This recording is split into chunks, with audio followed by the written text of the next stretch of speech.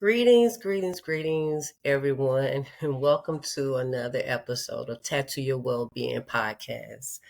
This is more of a motivation, but I guess we have to consider it being a podcast. We are thriving after trauma unashamed. And today I want to share with you a story. And I guess we'll leave a topic in the description of what we're going to really be talking about. But it's about a journey of resilience, okay? We fall on hard times. We walk through life not knowing what our journey is really meant to be, where it's going to be, but we're here.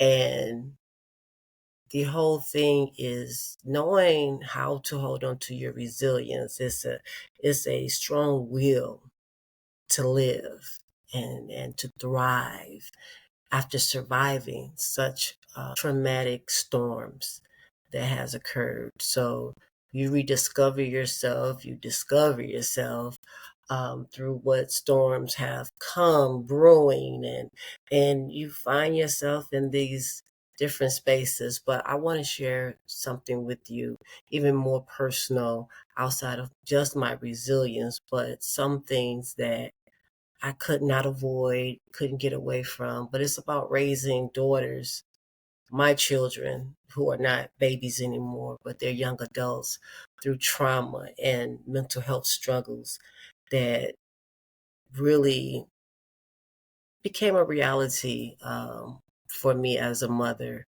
with two amazing daughters.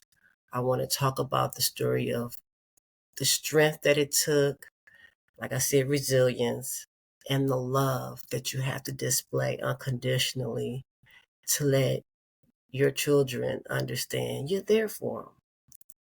This is going to be a story about a woman who has faced trauma, yes, battled her own mental health struggles, and who, through it all, is raising two remarkable, beautiful daughters who also have their own challenges to face. And this woman is me. This woman is me. And my daughters are my world. Whew, okay, I want to get through this. My journey has taught me that love is really powerful, a powerful healer, that resilience is born from pain, and that we are never above or alone in our battles. I don't know how this is going to go, but bear with me. Hear me out. If you haven't done so, just tune it in, subscribe, click like, and share it with others, because this right here is another level that I want to really let you know what my mission of doing these podcasts and how the vulnerability of where I'm at is really making me stay focused on the mission. Raising a daughter with mental health issues is not something I ever anticipated. You couldn't have told me that I would be going through that, and that I had to embrace the journey with all the strength that I had and have and still do today, even though they are an adult, young adults, that is. They need that advice. They still need to be educated so they can hold on to their voice of advocacy of when things are not feeling well, going well, just not understanding why I'm feeling this way, and give themselves grace when it feels unbeknownst to what is really happening. This mama gets tired, but I'm sure my daughter is more tired than what I'm feeling on the outside, because I wish I could take that from her, knowing that I battle with my own mental health issues, but we are in it together. And life has put us through things that no young person should, I feel, that should ever have to endure, especially alone. Some of that trauma stems from what happened to me, and she almost lost me, her mother, when her father tried to take my life. Okay, so a little bit more backstory of why this is very important to engage today. That kind of trauma of being a young person dealing with doesn't just disappear, even though doctors try to let me know, oh, she will outgrow it. Don't worry about it. Just raise her as healthy as you can. And it doesn't only affect the person who lived it, it affects everyone connected to that person. So understand those who witness the struggle and carry the pain along with us. Please don't dismiss them for feeling like they don't understand. They understand in it that they don't want to see you suffering and they wish they could take that pain away. So have an understanding where it comes in saying about that secondary trauma. And when we think of trauma, we often think of it as something that happens to one person, but trauma is like a ripple. It touches everyone close to the person who experienced it. My daughter was able to walk alongside me, and as I fought to navigate my own trauma, which watching as I struggled, my emotions up and down, I had to fight and regain control over my own life for a period of time. And we have good days and we have bad days, you know. Self-awareness is very important, and not being in denial when you know that something isn't right. She experienced what we call secondary trauma. Well, it was both daughters. I had another daughter after the situation, and even her being in the midst of had residue of some of that trauma. The trauma of witnessing her mother face those dark days, managing triggers and overcoming the reminders of violent past. Yeah, my daughters, both of them, carry their own trauma triggers today, and it shows. And as their mother, I've often had to set my pain aside to focus on them, putting their needs first, always. Their well-being, their mental health, and their happiness have always been my top priority and will always remain to be my top priority, regardless of them living on their own independently. I'm not perfect, okay? Not, please, by no means am I here to say anything of a perfection. I don't pretend to have all the answers. I have my experiences, and but I'm here for them in every step of the way, no doubt. Now we're gonna know that one of the most important things I've learned as a mother and a trauma survivor is the power of advocacy. Mental health struggles are real, and they're often misunderstood or stigmatized. See, I had to teach my daughters from a young age to advocate for their very own well being, to never feel ashamed of what they're going through. Um, we have some stories that I can tell, but it's not for me to share all of that. I just wanted them to know that their voices mattered in those situations that we had to go through, that I had to coach them through, that they have a right to be heard. Young people have a right to be heard, and that they deserve support and understanding, okay? If they couldn't find the words, I would step in, no doubt, and speak for them. The reason being because we as adults will shut out what a young person is actually feeling, and we will miss the very opportunity to hear them. Everything that they're saying is not about bad behavior or trying to just get attention. There's something really wrong, and we need to listen to them. I made sure that I heard them. I did not want to shut them out. What their needs were met, making sure that they were met, and that they received the respect that they deserve. We clash every now and again. Like I said, I'm not perfect. But learning how to communicate and learning how to collaborate to get well together had become our purpose. Now, look, mental illness is nothing to be ashamed of. I can't reiterate that enough. And it doesn't define who we are.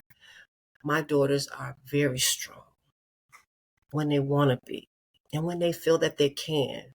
And they're beautiful and they're very intelligent and young women who happen to have their own mental health battles, you have to teach them how to remain and giving themselves grace when they're not feeling their best.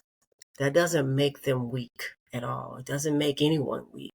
It makes them resilient, very resilient. And I stand with them, advocating and supporting, loving them through it all. I can't do anything else but be a voice for the underserved, really, is very important. Now, there's a unique challenge that comes with being both a trauma survivor and a parent of children with their own mental health issues. The struggle is real, okay? And sometimes, or some days, it feels like a balancing act. You know, trying to manage your own triggers and while you're also being there for your daughters as they're navigating theirs. And I had to learn sometimes that the hard way, most of the time, that I couldn't pour from an empty cup. I'm emotional. I'm not upset. Okay. I had to take care of myself. And that's what I want to make sure you understand. So I could be there for them. And you want to be there for your children. If you're battling with your own and you're a parent who have children who have physical or mental health issues, look, I'll admit, look, there were times when I had to set my pain aside because my daughters really needed me. As a parent, we often put ourselves last. Well, this parent, just me not wanting my daughters to feel like they had to go outside to go to someone else to get attention, or bad attention, I would say. If it wasn't healthy, not all attention is good. So we prioritize our children's needs, sometimes at the expense of our own well-being. And that's when you need to really know what you need to do. And while self-care is crucial, I couldn't and I wouldn't change a thing about the way I've raised my daughters, because I did everything I could, knowing that there were other ways that I had to pick up new skills, and knowing that they are my world. So why would I not want to try to find a way to make things better? I've been given bad advice from people who just didn't understand mental health struggles, and it's not okay, but it's okay to understand they didn't know either. So you have to be okay and not be okay when someone is trying to give you advice on something that they don't have a clue. Look, nothing else matters. Not, like I said, not even my own. I wanted to give them love, support, security, and sometimes that meant putting my own issues once again. I'm that ride or die, and I know that means I may shorten my own life for doing that. But my girls did not ask to be here. So that sacrifice I was willing to make, and I will make it over and over and over again. But I will use the wisdom, the skills that I'm more eligible to apply to myself before I just really just give it all away. I have more wisdom now and more knowledge and a lot more understanding to what I can do versus what I cannot do. Now, despite the challenges, I have always believed in teaching my daughters resilience. And they didn't know that they had what I was teaching them in them all along. That is something that you have to empower your children with. I want them to know they are capable, they are strong, and able to overcome whatever life throws their way. I don't care if it's a physical disability to a mental. They are capable, they are strong, and they are able to overcome anything life throws their way. Life is unpredictable, and we never know what struggles we may face. But I want my daughters to be prepared and to have the tools they need to face their battles with courage and grace. One of the most important lessons I've learned and I've started to share with them is to love themselves. The importance of self-advocacy is loving yourself. I've taught them to stand up for themselves. I really have. And my daughter is doing amazing. and to speak out when they need help and to never feel ashamed of their struggles. And it is hard to share amongst their peers who may not understand what that looked like if they never experienced it. But listen to your friends. It doesn't have to be that you have a true understanding. It's them crying out for help. Just be there listening, and then give them the resource that they're needing to help them, because we don't want them draining their friends. Mental health is a journey, and sometimes we need help along the way. There is no shame, please, no shame. I wanted my daughters to know, I'm going to keep reiterating, that we could reach out. We can ask for support. We can also have a mother who would stand by them every step of the way. I don't care if it's the mother or the father or the grandmother or the sister, the brother, the uncle, the aunt. All hands on deck. All hands on deck. Be there for the children that's going to need that help, that positive help, the non-judgmental help. Okay, I got to get through this. Look, through all of this, faith has been a cornerstone of our journey. I really am that woman. I thank God every day for showing me a new way to live, for giving me the strength to be there for my daughters, and for guiding us through our hardest days. Oh, we still have some storms that come, and it's not going to stop. It's a part of life. It's a part of life. And we are in this together. That's why I said this is not a battle that you have to fight alone.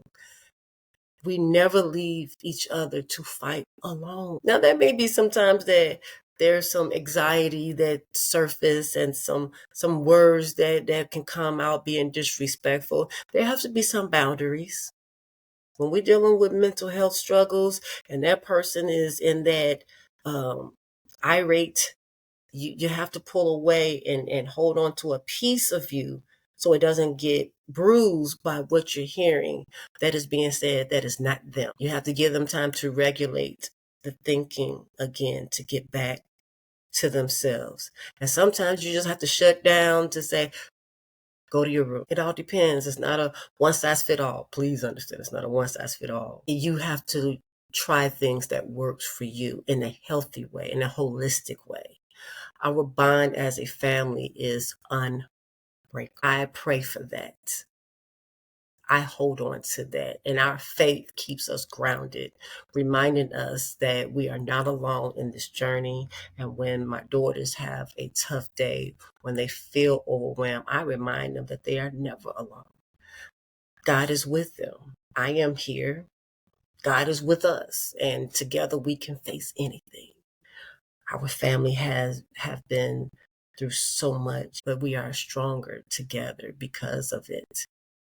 And there's power in togetherness. We lean on each other, support each other, and hold on to each other and hold one another up. When the weight of the world, it feels so heavy. That oppression is real. It really is. Mental health issues often come with shame or isolation. But mental health struggles are nothing to be ashamed of. Okay? My daughters and I have redefined that strength, what it looks like for us.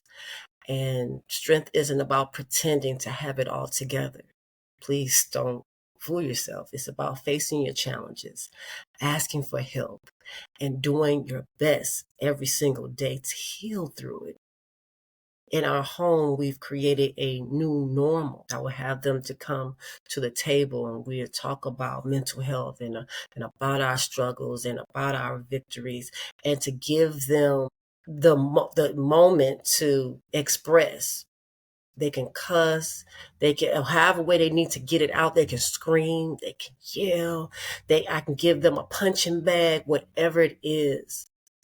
We have different things to release that inner in us. Might sound funny, but I would tell anybody to try it before you knock it. It may save you from a lot of other trouble when they got pent up anger. And I always tell my daughter that anger leads to danger. You want to retreat from that, fall back, because it's just leading you to a self-destruction, and you don't want that. We celebrate the good days and we support each other through the hard ones. My daughters know they don't have to hide their feelings, and I will hope to reiterate time after time after time again, or pretend to be okay when they're not.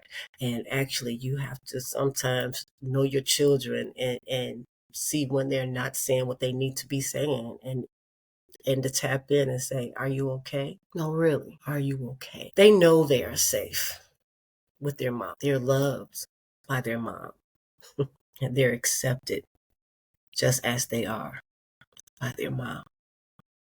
If you're listening today and you're raising a child with mental health challenges or physical challenges, I want you to know that you're not alone.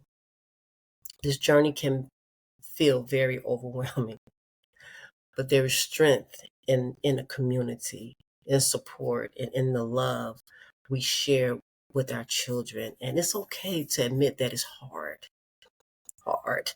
that there are days when you feel like you're carrying the weight of the world. But remember, we're doing something incredible. Oh, wow. Miss Kitty's making her appearance. Her voice is being heard. You're giving your children a foundation of love, acceptance, and resilience that will carry them through life. Take care of yourself along the way, please. Lean on those who support you, and remember that it's okay to ask for help. We don't have to do this alone, neither do our children. And together we can create a world where mental health is understood, where stigma is broken, and where our children grow up knowing that they are enough, just as they are. Now, as I stated here today, I am filled with so much gratitude for my daughters, for our journey, and for the strength we found in each other.